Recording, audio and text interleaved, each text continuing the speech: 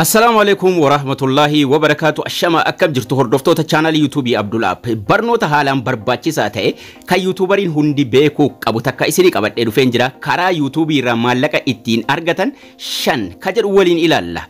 Obboleeyyan channelii kanaaf haaraa taatan subscribe ka jettu kana tuquudhaan maatii channelii kana ta'uu hin dagatinaa isiniin jecha akkasuma subscribe erga tuqxanii kaatanii akka viidiyoo yeroo mara maxxanfamu isin dhaqqabuuf beelii kanarra tuquudhaan all ka jedhu ka jalqabaarra yoo keessan viidiyoon channelii Abdul App irratti yeroo mara maxxanfamu yeroodhaan isin dhaqqabaa jechuudha.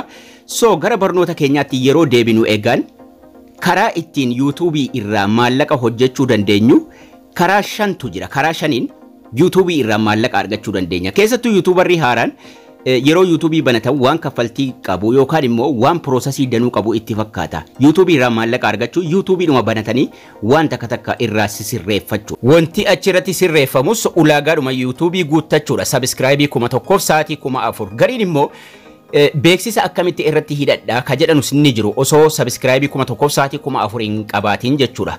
Sa'aatii 4000 subscribe 1000 erga darbitanii booda kan isin irratti hidhachuu dandeessan beeksisa adda addaa jechuudha maallaqa irraa argachuu eegaltan. Namni tokko erga sa'aatii guuttatee subscribe guuttatee monetization apply godhee erga guutee booda karaa 5 YouTube irraa maallaqa argachuu danda'a jechuudha yookaan immoo karaa 5 kanarrattu maallaqa hojjechuu ni danda'a jechuudha. Karaan 5 kun maal akka ta'an tartiibaan waliin ilaallaa jechuudha. Erga monetization booda YouTube Studio Google Chrome irraa channel monetization jala yeroo seentan ways to earn ka jedhu ni jira. Ways to earn karaa ittiin maallaqa argatan yookaan immoo YouTube irratti maallaqa hojjetan jechuudha. Karaa 5tu ajjala jira. Inni jalqaba watch page ads jira, short feed jira, membership, super C fi shopping ka jedhutu as jala nuuf jira. Karaa ittiin YouTube irraa maallaqa argachuu dandeenyu jechuudha. Karaan inni jalqaba yookaan inni tokkoffaaniif inni guddaan namni tokko erga moonii ta'ee ka'e YouTube irraa ittiin maallaqa argatu watch page ads, earn from ads and YouTube premium on the watch page. Kana jechuun yeroo moonii taatan beeksisa viidiyoo keessanii irratti hidhachuudhaan YouTubein beeksisa viidiyoo keessanii irra gadhiisuudhaan beeksisa sanarraa maallaqa karaa ittiin argattan akkasuma YouTube premium namoonni bitatanii qaban viidiyoo keessa yoo daawwatan achirraayis maallaqa argachuu dandeessu jechuudha. Inni guddaan egaa beeksisa viidiyoo irra gadhiisuudhaan keessattuu viidiyoo daqiiqaa 2 olii viidiyoo dheeraarra beeksisa gadhiisuudhaan isarraa argannu jechuudha. Mata duree gubbaarras nuu kaa'ee jira watch page ads beeksisa irraa maallaqa argachuu dandeenya jechuudha. Kana jechuun wanni nurraa eegamu viidiyoodhuma maxxansuudha jechuudha. Viidiyoo bareechinee maxxansuu viidiyoo babbareedaa namni hedduun haguma daawwateen irraa arganna maallaqa. Karaa lammaffaa fi haaraa kan ta'e short feeds ads earn from ads and YouTube premium mata durees yeroo deemtan short feeds jedhee jira. Kana jechuun viidiyoo gabaabaa duraan beeksisa irra hin dhufu February 1 qabee bara 2023 irraa jalqabee beeksifni viidiyoo gabaabaa irrattis ni gadhiifamaa jechuudha. Kana jechuun viidiyoo gabaabaa irraanis maallaqa irraa argachuu dandeenya jechuudha. Viidiyoo daqiiqaa 1 gadi irra maallaqa argachuu dandeenya.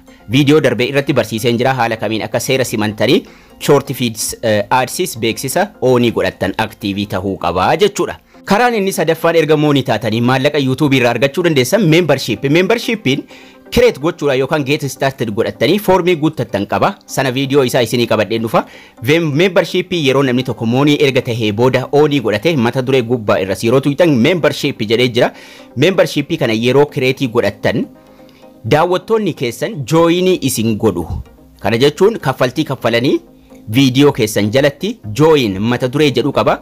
Joinii sana tuqanii yeroo jarri join godhan kaffaltii sanarraa YouTubein percentii 70 isiniif kaffalaa jechuudha.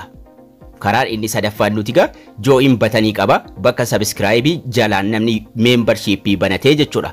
Joinii kana tuqee nama join godhe membership irraa YouTubein percentii 30 irraa kutachuudhaan percentii 70 isiniif galchaa jechuudha.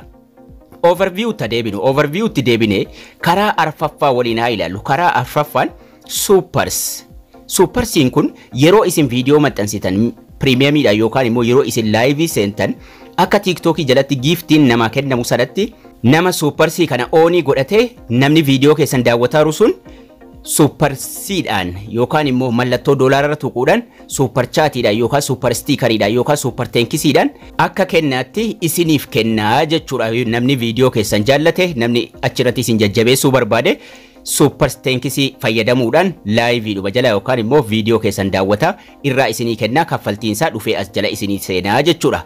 Overview jalatti yeroo deebinu karaa inni shanaffaaf inni dhumaa namni tokko YouTube irraa maallaqa argachuu danda'u haaraa dhiheenya kan dhufe shopping share product across your channel from your own shop jedha. Mata duree gubbaarra tuune yeroo gara fuula duraa deemne waliin ilaallu shopping kana connect shop ka jedhu kun ni jira. Google wal qabsiisuudhaan online irratti bittaaf gurgurtaa adda addaa gochuudhaan salphaatti innis galii biraa isiniif galchaa jechuudha. So YouTube irratti karaa itti maallaqa argatan keessa inni jalqabaaf inni guddaan namni tokko moonii ta'e beeksisa irratti hidhachuudha. Inni lammaffaaniif inni haaraan Feebruaarii tokkotti jammaru viidiyoo gabaabaa daqiiqaa tokko gadi irraa maallaqa argachuudha. Akkasuma membership inni jira. Super C irraa maallaqa hojjechuu dandeenya. Shopping irraas maallaqa argachuu dandeenya jechuudha. Channel monetization mata duree isaa watch page ads inni jira. Short feeds inni jira. Membership, Super C fi shopping.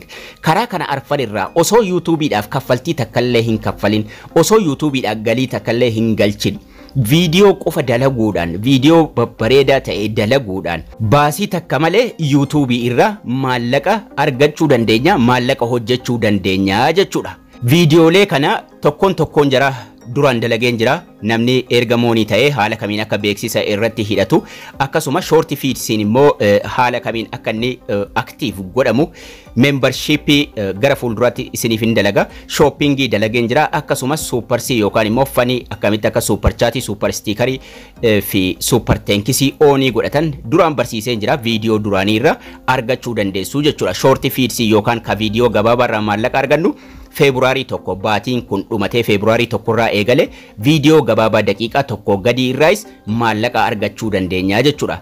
Haala salphaa ta'een karaa shanan kanaan viidiyoo qofa dalaguudhaan YouTube irraa karaa shanan kanaan maallaqa argachuu dandeenya jechuudha.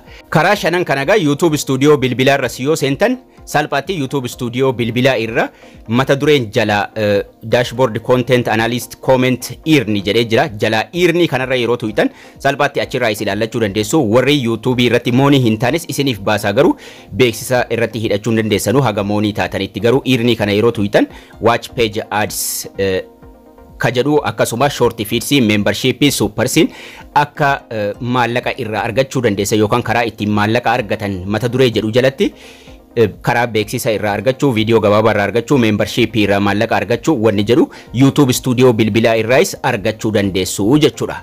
Kanaafuu YouTube keessan irraa karaa shanan kanaan maallaqa argachuu dandeessu, maallaqa hojjechuu dandeessuun isiniin jedha. Wanni isinirraa eegamu jabaattanii viidiyoo babbareedaa qofa irratti dalaguudha. Kanaan ala wanni biraa wanni isinirra barbaadamu tokko hin jiru isiniin jecha. Barnoonni keenyas kana fakkaata. Akka isinirraa barattanis abdii guddaan qaba. Haga barnoota kutaa itti aanu walitti deebinutti turtii gaarii nagaan tura.